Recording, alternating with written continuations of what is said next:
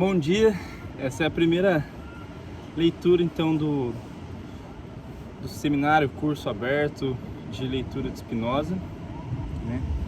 Então a proposta é a gente ler Spinoza diretamente. Eu trouxe aqui comigo o livro Ética e já tenho uma consideração para fazer, a de que eu tenho fisicamente 2 livros éticas para ler. No entanto, eu tô aqui na praia, no litoral, e escolhi esse para trazer. E antes de vir, eu estava dando uma olhada, eles têm algumas diferencinhas. Então, num novo momento, com os 2 em mãos, eu faço algumas considerações de coisas que tem um e tem outro. Eu acabei também optando por trazer esse, porque esse também tem algumas explicações escritas pelo Spinoza que o outro não vi. Então, vamos começar. Vão ser muitas leituras, então é importante que a gente vá lendo rápido, né? Vá dando sequência, vamos de segmento. Então é o seguinte: livro Ética, escrito por Spinoza. O livro foi escrito em latim, tá? Eu estou procurando aqui quando que este teria sido publicado. Eu acho que, inclusive, essa é uma nota que a gente vai encontrar no outro livro, porque foi um livro publicado póstumamente, então o Spinoza não publicou esse livro, não viu publicado esse livro. Por uma série de questões, a gente pode entrar nisso num outro momento. Eu estou muito interessado realmente na gente começar as leituras. E depois, conforme for, a gente vai entrando mais nas notas a respeito historicamente do livro e tudo mais, das informações dele. Mas o que eu poderia comentar? Mas é um livro bem antigo, né? E ele tem 5 partes aqui, né? Ética. Aí tem um subtítulo muito curioso, né? Que é Ética demonstrada segundo a ordem geométrica e dividida em 5 partes, nas quais são tratados. Isso é o que está escrito aqui nessa edição aqui. Mas tem várias traduções diferentes que eu já encontrei, mas é mais ou menos isso o subtítulo da Ética, né? Ética demonstrada a maneira dos geômetras, algo assim. Então a proposta aqui seja geometricamente computada a ética aqui. Então é uma análise, como a gente vai ver, bem que procura ter um rigor bastante afiado. E aí são divididos em 5, então aqui propõe ser tratados. Então 1, Deus. 2, a natureza e a origem da mente. A gente vai ver que Deus, para Spinoza, tem uma concepção muito distinta de todas as outras concepções de Deus. Não todas as outras, mas basicamente Spinoza é um autor que traz a Deus de uma maneira bem singular, que eu não vou me intrometer de antemão. Conforme for nos apresentando, a gente vai entrando e vai comentando algumas coisas. A natureza é a origem da mente. 3, a origem e a natureza dos afetos. Curioso, né? Que tem a natureza e a origem da mente, aí depois a origem e a natureza dos afetos. Teve essa inversão aí por alguma razão, né? 4, a servidão humana ou a força dos afetos. E 5, a potência do intelecto ou a liberdade humana. A 5ª parte promete ser uma parte mais rica de todas pra gente aqui.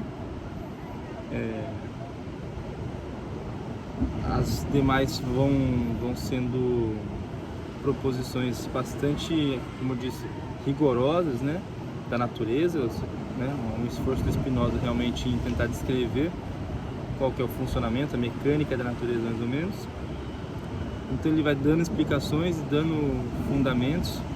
E na 5ª parte seria a parte onde ele mais filosofa, digamos, onde ele mais discute com o que já foi até então explicitado por ele. Beleza, acho que eu não vou falar tanto, é um livro que é bem simples por um lado de ler e bem chato e complexo por outro, então vamos enfrentar isso juntos aqui. E a primeira parte então, Deus, e vamos então ver. Eu posso tecer notas, mas eu quero realmente ver antes as palavras de Spinoza e depois eu faço uma consideração também, enfim. Então Deus, parte 1, definições. O livro são itens, né? Então definições é um subtítulo e dentro disso tem 1, 2, 3, 4, então tem parágrafo 1, parágrafo 2, cada número é um tópico, e aqui o número 1 das definições, então a primeira das definições é: por causa de si, compreendo aquilo cuja essência envolve a existência. Ou seja, aquilo cuja natureza não pode ser concebida senão como existente, né? Então, a questão da causa de si já surge aqui, a primeira ponto que surge, né? Então, por causa de si, compreendo aquilo cuja essência envolve a existência.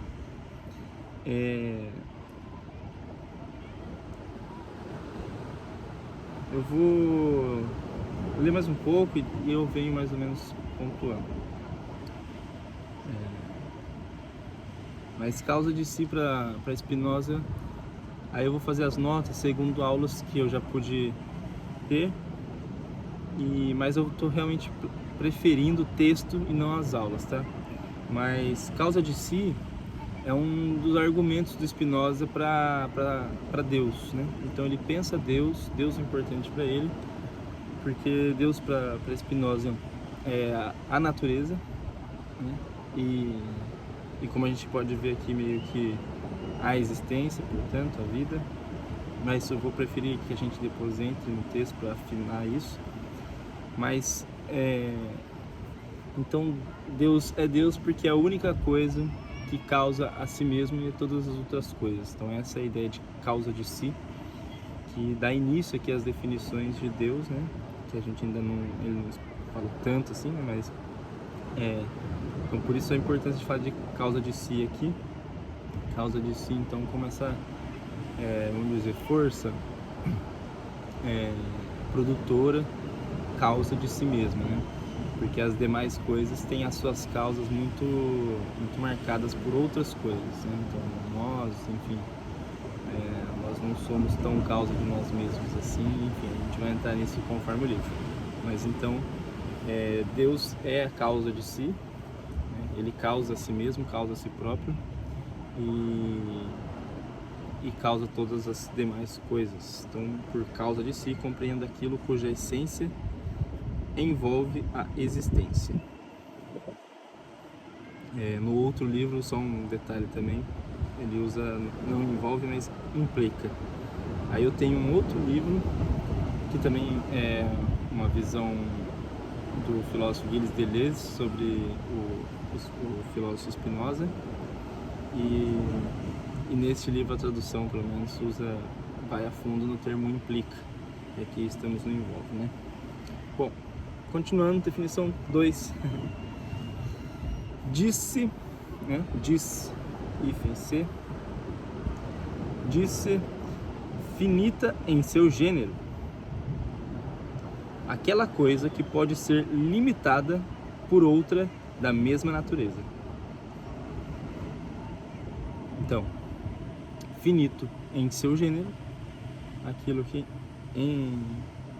dentro das outras coisas da sua própria natureza é limitado. Por exemplo, disse que um corpo é finito porque sempre concebemos um outro maior. Da mesma maneira, um pensamento é limitado por outro pensamento. Mas um corpo não é limitado por um pensamento, nem um pensamento por um corpo. Ou seja, então corpo e pensamento não são a mesma natureza ou o mesmo gênero, né? Aqui mais ou menos o que dá a entender já. Então, corpo e pensamento então são de gêneros e naturezas distintas. Portanto, não limita o outro, né? Definição 3, por substância, e aqui é um grande termo, substância para Spinoza tem um papel central, não diria central, mas fundamental. Por substância, compreendo aquilo que existe em si mesmo e que por si mesmo é concebido. Ou seja, então, a substância, a causa de si mesma, Deus, natureza estão aqui no mesmo teor, né? Por substância, compreendo aquilo que existe em si mesmo e que em si mesmo é concebido. Isto é, aquilo cujo conceito não exige o conceito de outra coisa do qual deva ser formado. Então a gente vai fazer inclusive um estudo dessa questão da substância em Spinoza ao longo do percurso. Lembrando também, antes de chegar na definição 4, de que importa muito aqui essas leituras, esse aprofundamento, essa dissecação aqui do texto de Spinoza, o Ética, tão fundamental. Fazer também muitas discussões a respeito da clínica, né? No caso, interessado da psicologia. E como seria, então, a gente vai deixando mais claro uma psicologia segundo Spinoza em certos termos.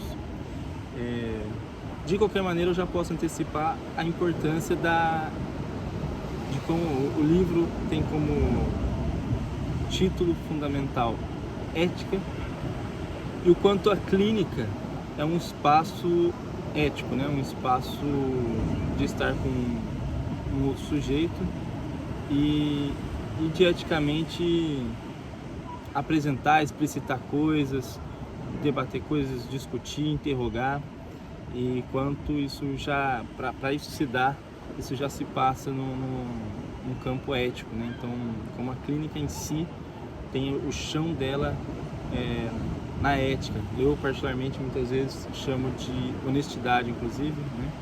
Falo que muito o corrimão da clínica é a honestidade.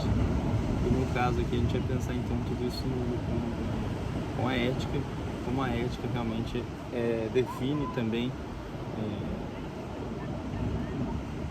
faz base ao espaço da clínica, na prática, né? Então eu digo isso para falar que é prático, né? Que é pragmático, que é vívido, é o que se passa ali naquele instante da clínica. Lá estaria então uma ética, né? E enfim, a gente vai poder de repente discutir isso com outros autores, Lacan, muito provavelmente. Definição 4. Por atributo, compreendo aquilo que, de uma substância, o intelecto percebe como constituindo a sua essência. Tá. Então, atributo seria aquilo que o intelecto percebe como constituindo a essência de uma substância. Um atributo, né? Por modo, compreendo as afecções de uma substância, ou seja, aquilo que existe em outra coisa, por meio da qual é também concebido. Então, o modo tem um pouco mais a ver com a relação, né? Digamos assim. Então, tem o que ele está chamando aqui de substância com outra coisa. Então, essa substância, ao encontrar outra coisa, passa por uma afecção que é o modo, então, certo? E o atributo como o que o intelecto percebe como a essência daquela substância. 6. Por Deus, então, a definição 6 aqui, vamos chegar a Deus. Por Deus, compreendo um ente absolutamente infinito, isto é, uma substância que consiste de infinitos atributos, cada um dos quais exprime uma essência eterna e infinita. Então, uma definição bastante ampla, ao mesmo tempo que bastante radical, por assim dizer, né? Bastante distinto também. Então, por Deus compreendo um ente absolutamente infinito, isto é, uma substância que consiste de infinitos atributos, cada um dos quais exprime uma essência eterna e infinita. Achei curioso, vamos ver aqui, tem uma explicação, vou ler a explicação antes do que eu achei curioso. Explicação: digo absolutamente infinito e não infinito em seu gênero, pois podemos negar infinitos atributos àquilo que é infinito apenas em seu gênero, mas pertence à essência do que é absolutamente infinito, tudo aquilo que exprime uma essência e não envolve qualquer negação. Muito, né? Vamos lá, né? Então, Deus é um ente absolutamente infinito e não é simplesmente infinito em seu gênero, porque dizer que ele seria infinito em seu gênero daria margem para poder, como que ele coloca? Negar infinitos atributos. Então, não se pode negar atributos de um ente absolutamente infinito. Então, outra coisa que é o ponto de vista que coloca aqui, que são infinitos atributos. Então, de Deus pode-se ter infinitos atributos, ou seja, o Deus de Spinoza, vamos chamar de o tudo, digamos assim, o absoluta, né? O absolutamente infinito. Então, o Deus é toda tudo, né? Toda a matéria, toda a substância, toda a natureza, toda a existência, todo. Então, Deus seria o tudo, né? A materialidade das coisas todas, a plástica de todas as coisas. Mas é interessante esse ponto que coloca aqui, que consiste de infinitos atributos, ou seja, infinitas percepções de existência por intelecto, né? Então, é como se Deus, para Spinoza, esse tudo fosse infinito em atributos, né? Infinito em percepções, infinito em leituras de mundo, por assim dizer, também, né? Inclusive não envolve qualquer negação, né? Então, isso é interessante e curioso. Em cima, o que eu ia dizer que eu achei curioso? Cada um exprime uma essência até infinita. Me fugiu. Vou dar sequência, então, no item 7, então, das definições.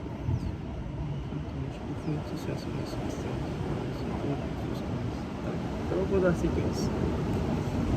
Disse: livre a coisa que existe exclusivamente pela necessidade de sua natureza e que por si só é determinada a agir. Então, livre a coisa que existe exclusivamente pela necessidade de sua natureza, que por si só é determinada a agir. Olha só que interessante. E disse: necessária, ou melhor, coagida, aquela coisa que é determinada por outra a existir e a operar de maneira definida e determinada. Então, curioso aqui a tradução colocar necessário, necessidade, mas então, livre a coisa que existe exclusivamente pela necessidade de sua natureza, ou seja, Deus é livre porque é a causa de si e por si existe, né? Então, e por si só é determinado a agir. Então, Deus está determinado a agir por si próprio, por si mesmo. Então, a substância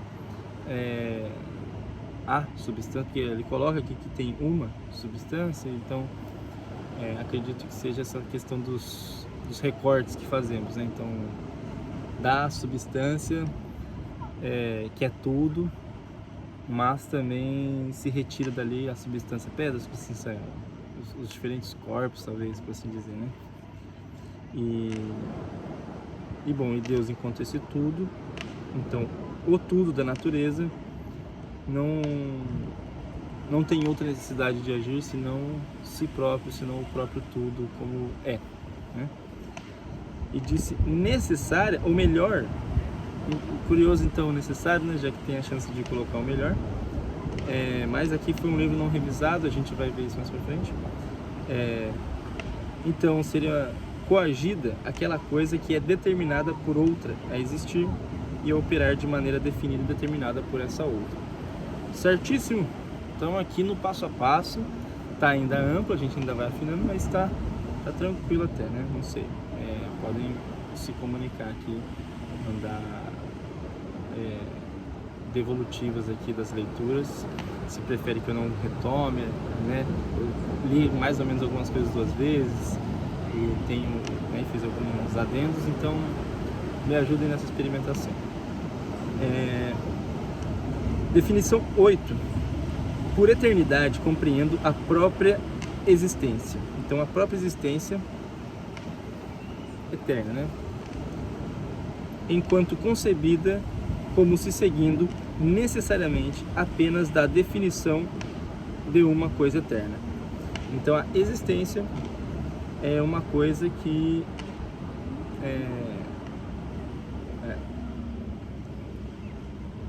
a existência é eterna e é concebida necessariamente apenas da definição de uma coisa eterna, da eternidade, da substância. Então, coisas que estão aqui mais ou menos se coincidindo no lugar aqui, né? Então, vamos ver uma explicação. Explicação. Com efeito, uma tal existência é, assim como a existência da coisa, concebida como uma verdade eterna e não pode, por isso, ser explicada pela duração ou pelo tempo, mesmo que se conceba uma duração sem princípio nem fim.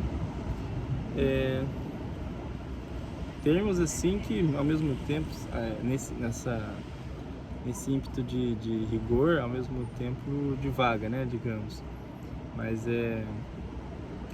com efeito, uma tal existência é assim como a existência da coisa concebida como uma verdade eterna.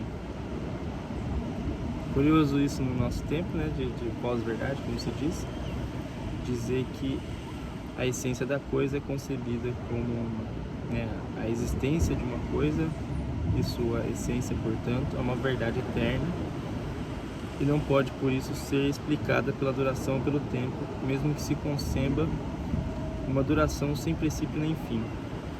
Talvez seja, inclusive, o ponto de dizer, eu não vou entrar tanto nisso, mas a questão das posições, né? Então, por exemplo,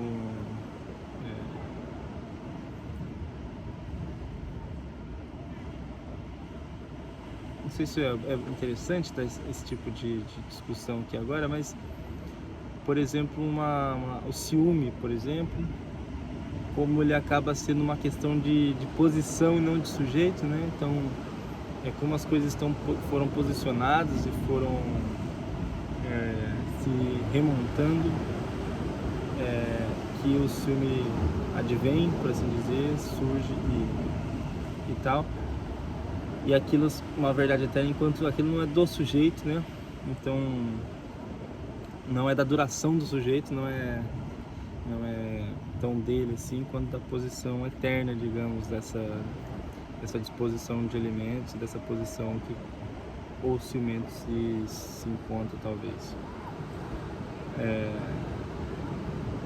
Dizendo isso para dizer sobre essa questão da verdade eterna, estou trazendo essa discussãozinha que eu não sei se o quão impertinente mas para dizer que é como se fosse uma questão física mesmo, então essa seria a ideia de verdade eterna, como alma física dos corpos, e isso é menos pessoal, né? Tem uma concretude singular daqueles corpos, daqueles sujeitos, daquela linguagem, daquela situação, mas tem uma questão maior de uma verdade eterna, por assim dizer, que é uma da física das coisas, assim, da mecânica dos afetos da vida e tal. E o último ponto sobre isso é o quanto, por exemplo, o ciúmes não é simplesmente humano, né? O ciúme é bastante encontrado, digamos assim, etologicamente falando, né? É encontrado em outras várias disposições do mundo animal, né? Quem sabe até do vegetal, sei lá, mas a gente vê todas as outras, todas não, mas não sei, não tenho essa base tão assim, mas N outras espécies também com ciúmes, por exemplo. Mas enfim, isso nem é um ponto tão importante, mas essa explicação aqui da frase de que por eternidade compreendo a própria existência, enquanto concebida é necessariamente apenas a definição de uma coisa eterna. Axiomas,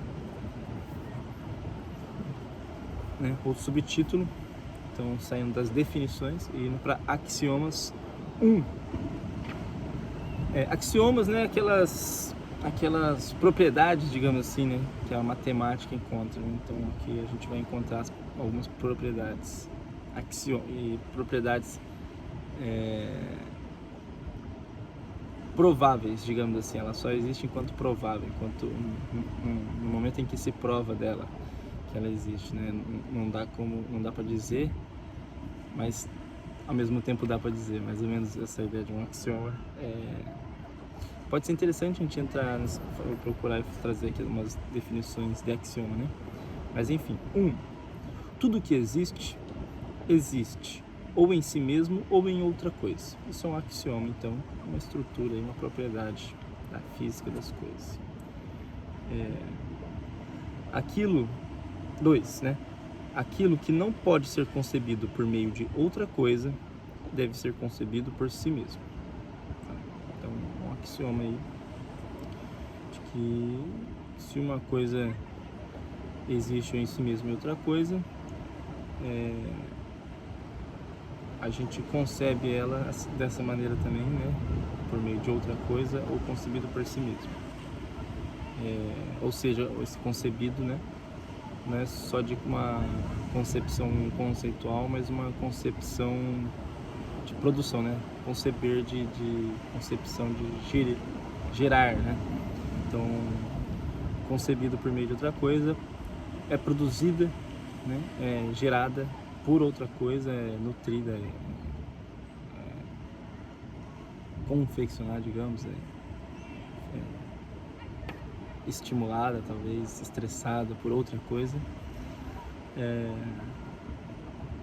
ou concebido por si mesmo, né? Então é produzido por si mesmo, é maquinado por si mesmo, por assim dizer. Maquinado acho que é um termo muito curioso também, mas vou tentar não poluir aqui.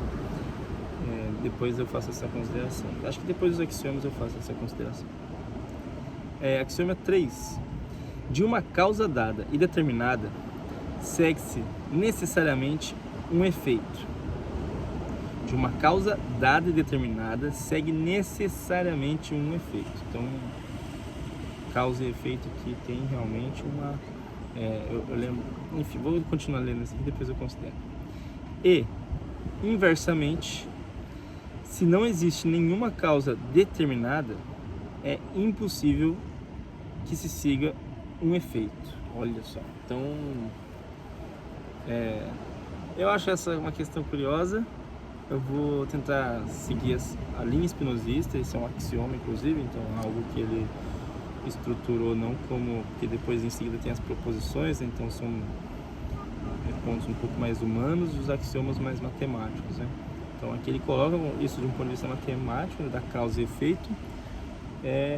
Particularmente, não vou entrar muito nesse mérito, mas eu acabo evitando essa ideia de causa e efeito tão assim.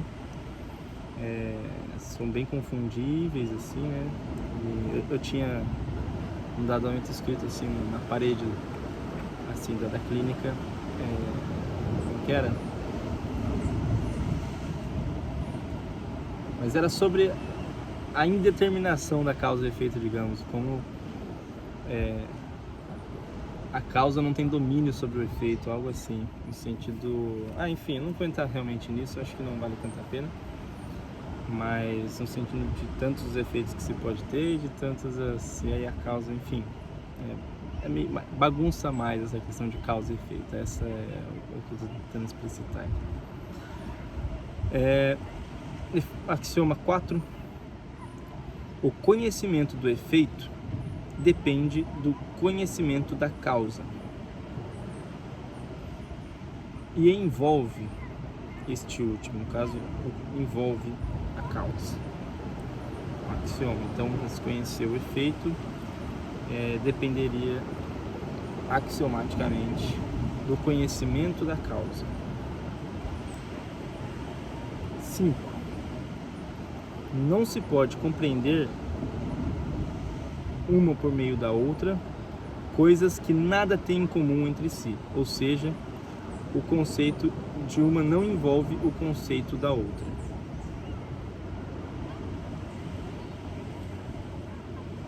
6. Uma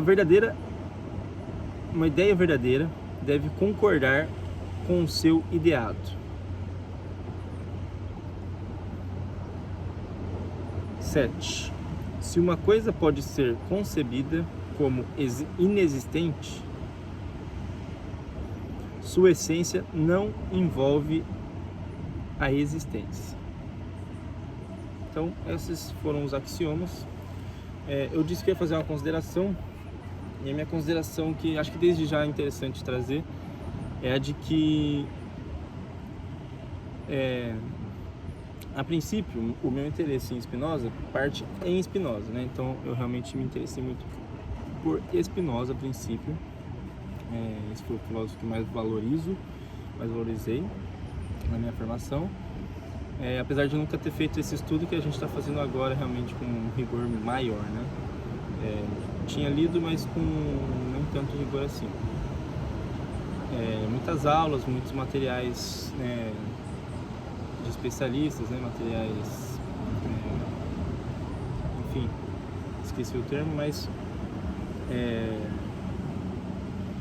aí o que acontece? Eu acabei descobrindo pelos estudos de Spinoza o filósofo Gilles Deleuze, né, e eu me interessei por estudar um espinosista que fosse mais contemporâneo, né, que não fosse do século XVII.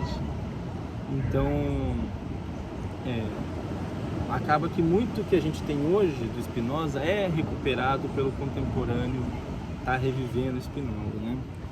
Então, muito do que a gente tem de Spinoza hoje também se deve a personagens como tais quais Deleuze.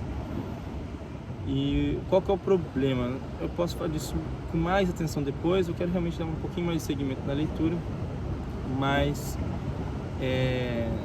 muito do que circula de aula, de conhecimento, de material sobre Spinoza vem, por exemplo, de Deleuze. Então, tem outros autores, mas eu vou focar no Deleuze, porque é o que eu mais corro riscos aqui, né, de contaminar o nosso estudo de Spinoza com Deleuze. Principalmente Deleuze, que tem um estilo de escrita que exprime muito dele mesmo, né? Então, quando ele vai falar de Spinoza, ele coloca muito de Deleuze. Então, tem muito mais Deleuze, às vezes, do que Spinoza no que ele está falando sobre Spinoza. O que ele está dando ênfase, o que ele está valorizando, o que ele está analisando, está enriquecendo conceitualmente, tem muito mais a ver com Deleuze. Então esse é um cuidado que eu vou procurar ter, de realmente não trazer muito Deleuze. Eu quero realmente fazer uma leitura de Spinoza, deixar Spinoza falar por ele mesmo, ser a causa e efeito de si mesmo pra gente, e não realmente evocar muito dos materiais outros sobre Spinoza, mas tratar de Spinoza aqui no puro, no simples, e depois a gente entra mais em outras análises sobre Spinoza, tá? Então só essa aqui, essa consideração muito importante, que hora ou outra eu vou acabar derrapando na curva, mas a ideia é realmente seguir esse rigor espinosista. A gente vê a ética de Spinoza que... Vamos lá. Então, passando axiomas, as definições, depois axiomas, agora as proposições. Então as proposições são as que mais tem, né? Proposições. Proposição 1. Uma substância é, por natureza, primeira relativamente às suas afecções. Tá? Então uma substância, por sua natureza, é primeira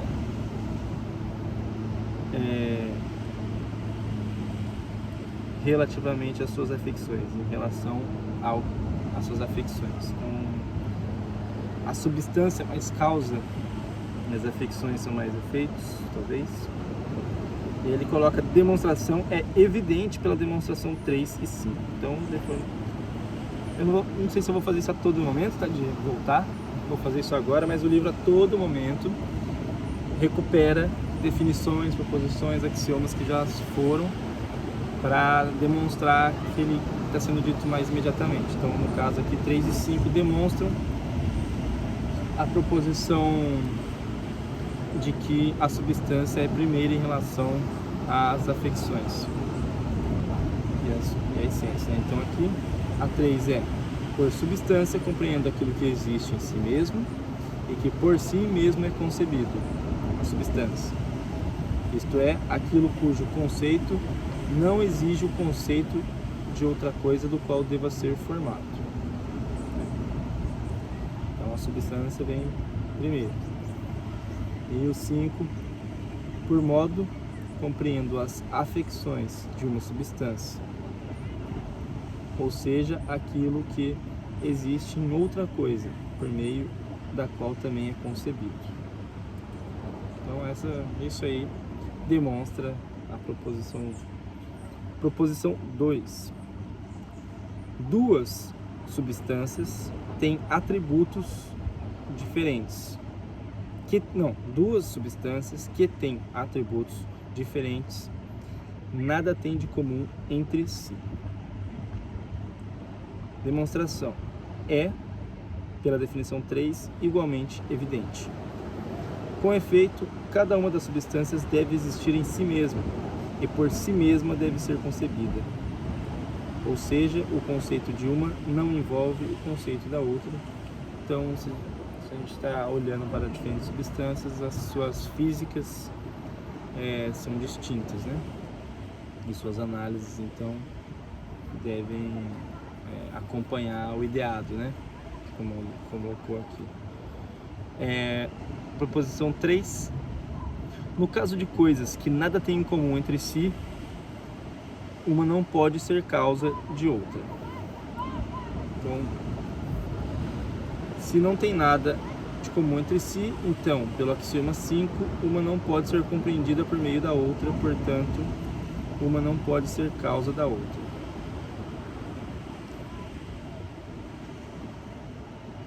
Aí a gente cai numa questão que quando eu tiver material na clínica ao meu redor, posso ver. Aí aqui eu encontro CQD. E não me recordo o que isso pode significar, mas pelo que me parece, aparece CQD no final de todas as coisas agora. Antes não estava isso, então agora está aparecendo aqui um CQD. A sigla C maiúsculo, ponto, Q maiúsculo, ponto, D maiúsculo, ponto, aqui na assinatura disso. Enfim. Proposição 4.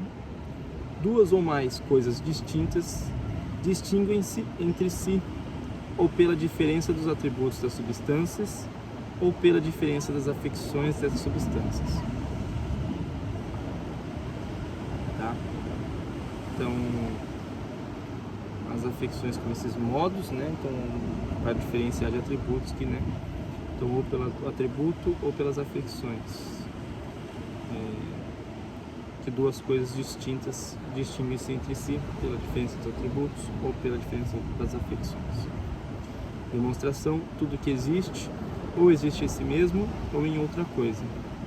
Pelo axioma 1, isto é, pelas definições 3 e 5, não existe nada fora do intelecto além das substâncias e suas afecções. Ponto.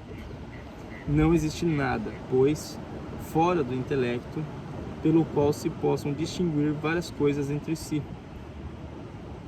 Olha só, então não existe nada fora do intelecto pelo qual se possam distinguir várias coisas entre si, a não ser as substâncias ou, o que é o mesmo, seus atributos e suas afecções. Eu acho que eu vou dar como iniciado essas leituras aqui na proposição 4 e a gente retoma as demais leituras em outro momento. E até então foram mais ou menos poucas páginas. A ideia é de que o começo realmente a gente vai ter mais dificuldade e que no começo a gente vai falar mais, inclusive, e a gente avança depois com menos a gente precisar fazer tantas notas ou tantas análises assim. Provavelmente depois a gente vai mais para discussão sobre clínica, sobre psicologia, mas vou comentar só um pouco então, que a ideia então da gente pegar o Spinoza também, o interesse disso, além de ser um autor muito contemporâneo, um autor muito ligado, muito presente hoje nos materiais de hoje em dia, então ele surge mais forte hoje do que em seu tempo, ou em tempos mais longínquos, né? Hoje ele surge com uma relevância grande. Lacan também valoriza, Deleuze valoriza, o Foucault não tem tanta certeza, mas o Freud valoriza, o Nietzsche valoriza. Então, autores que têm bastante circulação hoje debatem e fazem muitas referências ao pensamento do Spinoza, às definições do Spinoza.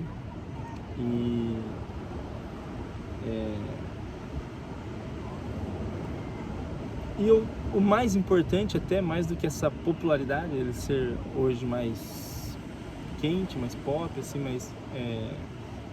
ter mais presença, além da presença de circulação, acho que o interesse principal do Spinoza aqui nas leituras é transformar isso que a gente leu, que é a parte mais categórica, mais chata, digamos, né, mais ortodoxa, mais quadrada, mais definições, aquilo outro, extrair a prática disso, né? Então realmente eu acho que o que a gente vai poder explorar muito numa leitura espinosista é a questão prática dos corpos, das presenças, das coisas acontecendo, dos encontros entre pessoas, entre conversas, entre intelectos e afecções, né? E como isso tem uma prática muito grande, isso tem uma corporeidade muito grande, que é o que a gente vai realmente explorar, né?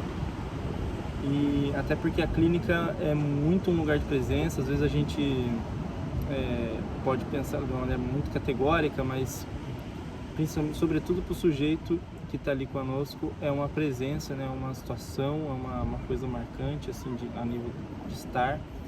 Cada vez menos, né, devido ao campo das imagens muito presentes hoje em dia, então a corporeidade tem perdido um pouco o status, assim, né, e tem perdido um pouco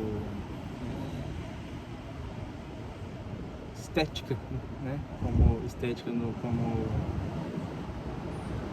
percepção, né, e tal, como sensação. Mas a ideia é realmente explorar o Spinoza no ponto de vista de uma pragmática, de uma presença, de uma coisa mais vívida mesmo, da prática da clínica, da prática numa escola, na prática na saúde.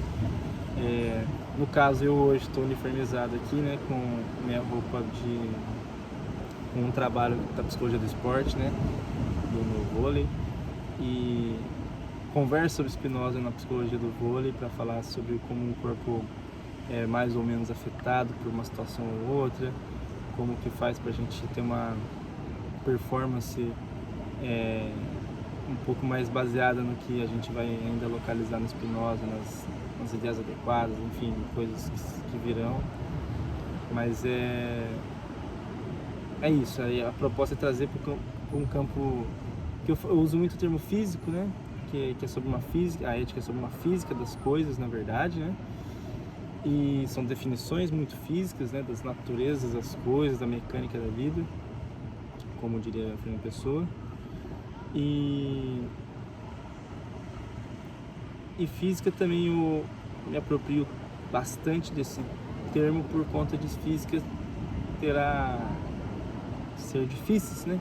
Físicas, que é a natureza, né? Então a física nada mais é do que, digamos assim, as leis, a natureza da natureza, digamos assim, né? Isso é a física, a natureza da natureza. E as naturezas, talvez, da natureza. Então, só que aqui, no caso, então, dessas leituras, esse termo física também encontra aí sentido num físico de corporal, né? Um físico de material, um físico de presença física, né?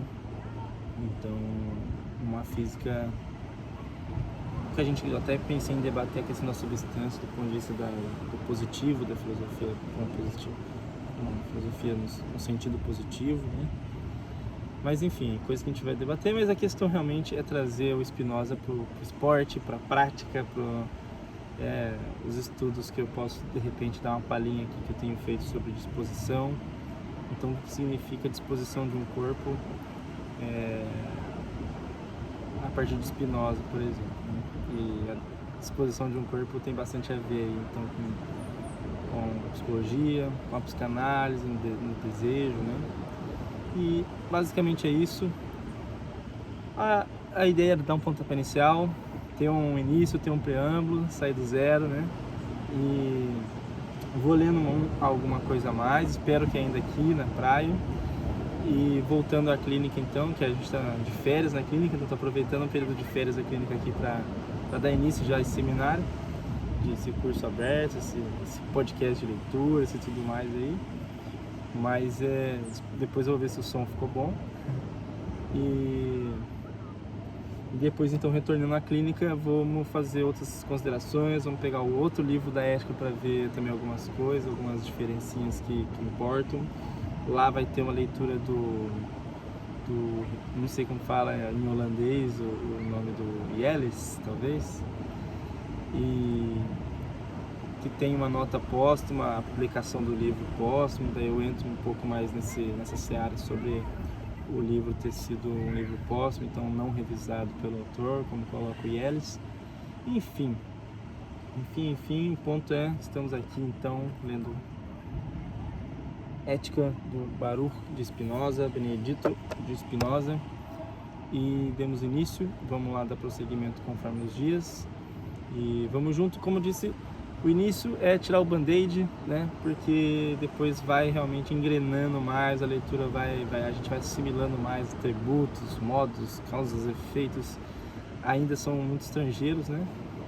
Deleuze coloca isso, que aprender um pensamento só funciona se leva um pouco de tempo, porque senão a gente só está reciclando ali, a gente não está tendo alguma coisa realmente nova. Então, para ter um pensamento novo, um universo novo na nossa cabeça, é importante passar por uma estranhezinha assim, ainda não peguei, não estou olhando, não estou descobrindo.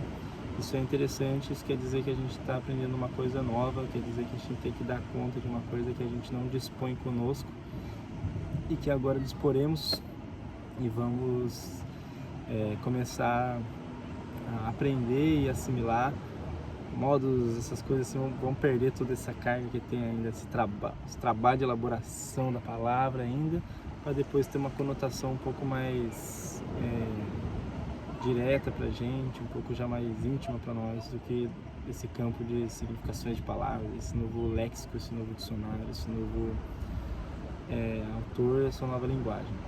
Então a gente vai pegando mais simples. Esse primeiro momento então é a parte mais, um pouquinho mais novidade, um pouco mais estrangeira a nós, mas espero realmente que as notas que eu vá colocando vão ficando ao mesmo tempo que rigorosas simplificadoras, talvez também, num bom sentido. Espero, né? É isso, um grande abraço, muito obrigado se você ouviu até aqui e seguiremos então com as proposições nas próximas leituras. Muito obrigado por estar aqui comigo, muito obrigado por aturar a sonoridade não laboratorial aqui, do campo aberto, do espaço aberto. E é isso, obrigado, e vamos junto, que a gente vai estudar melhor estando junto. Tá bom? Então um abração e até a próxima leitura.